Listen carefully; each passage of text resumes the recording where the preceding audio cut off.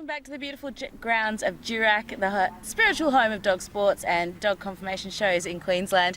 I'm here again with the lovely, I was about to say beautiful, which I suppose is also accurate description, correct, yeah. Craig Pettett, who's here to talk us through a couple of really exciting announcements, progress made for Dogs Queensland this year. How exciting. Welcome. Thank you. And Craig's actually, he is looking beautiful in his beautiful suit because we're also here on the day of the Border Collie specialty. Is it the national? Yep, it's the national show. Specialty? So they're having conformation at the moment. They've also had agility. They've had some sheep herding at the opening ceremony last night. They had a Border Collie herding ducks, which was fantastic. Wow. Yeah, some great stuff. So, of course, if you're in Queensland, if you're in Brisbane, come down to Durack when there are any events like this on. This one's particularly special, but there are always things going on at Durack. We are going to talk today about a brand new program that Dogs Queensland has started, rewarding some volunteers. Tell us what it's called and what it's all about. Okay. Thanks, Ash. We're going to do a little bit of a recap on the Volunteer of the Year program. Yep. So it was launched a few months ago, so we did an interview about that and had a bit of a talk about our volunteers and how they're really appreciated within Dogs Queensland. But we were waiting for all the official stuff to come through, weren't we? So we've got it now. We have. So, the program's been adopted by Dogs Queensland, and we're at the stage now, I guess, where we're asking members to nominate people who they think should receive the Volunteer of the Year award. So it's a very exciting program. We're asking for nominations to come in. An independent panel will be reviewing the nominations and selecting an overall winner. So well, I guess the big questions, I'll break it into three parts for me, as someone that doesn't know a lot about this program yet. The first one would be who's eligible. Second will be what are the judges looking for. And the third will be sort of when do we get winners and that sort of thing. So let's start off with what do you need to do or what's the criteria to be eligible for these awards? Okay, well, I guess the criteria to be eligible for the awards is that you volunteer, that you help out within Dogs Queensland. So there's heaps of people who come into that. Yeah, for sure. It can be any kind of contribution. So they may be things that are very visible and people see all the time, or we've also got a lot of people who work very hard behind the scenes. So it may not be someone who's really visible all the time, but it's somebody who does a lot.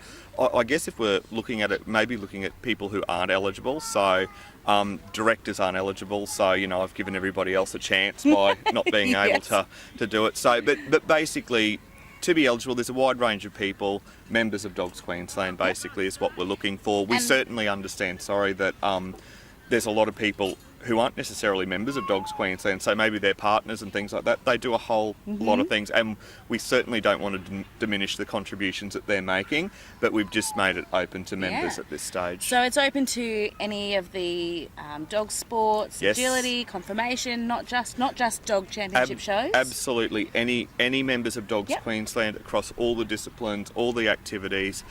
Anyone is eligible. And far north Queensland right through to Darwin Downs? Definitely. Wonderful. So, members anywhere. Sounds great. All right, well, what are the judges looking for then? What was some really things that are going to stand out for what the judges are judging? Well, that's really difficult to answer because the nominations... What can I go out and do? No. Well, you could give me some money. But anyway, but the judges will be looking for people who are really going above and beyond the call of duty. So they're doing all these fantastic things in the background.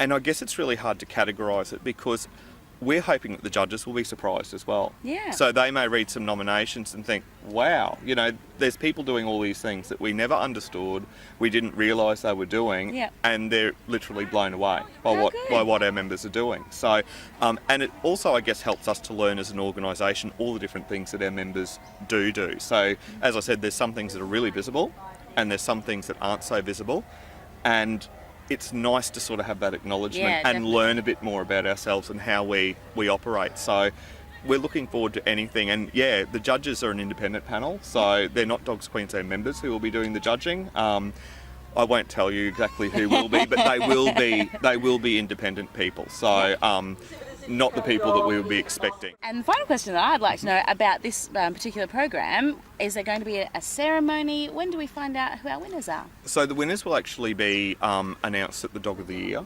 Wonderful. That makes sense. Yeah, so we really want to emphasise the appreciation we have for the work that our people do voluntarily. That's great. And the Dog of the Year is our biggest event of the year, and we thought it was a really good environment in which to make the presentation.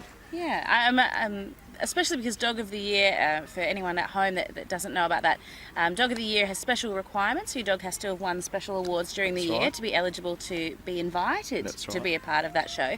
So everyone that's there on that day, I've been there as well myself, it's such an uplifting day, isn't it? It's really it's a celebration of some really great achievements that everyone's had during the year. So it's great to incorporate some achievements of some people as well as the dogs. That's right. And Dog of the Year is also really appropriate, I think, because Dog of the Year is full of exhausted volunteers, so it's a really it's a really great example of volunteering. So especially the open show Dog of the Year system. I know that the volunteers by the time they get all those dogs in the ring, they're ready for them to be in the ring. It's huge, it's huge.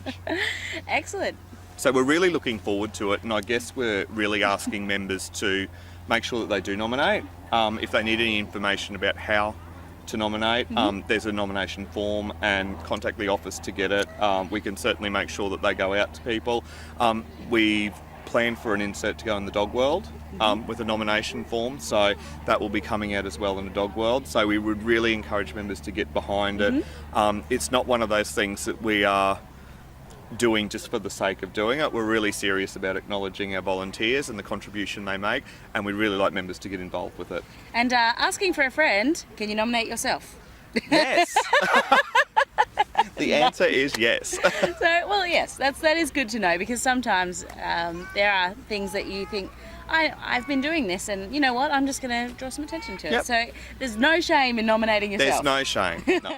Something that people may not know, Craig and I both are members of the Media, Magazine and PR Committee. Did I get that in the right order?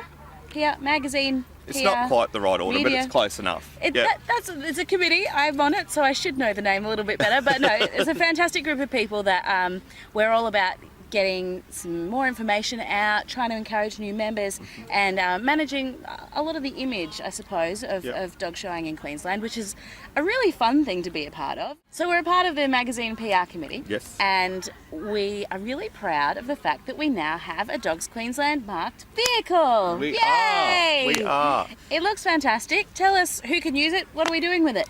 Well, it does look fantastic Looks for a so start. good. It looks good. It does look brilliant.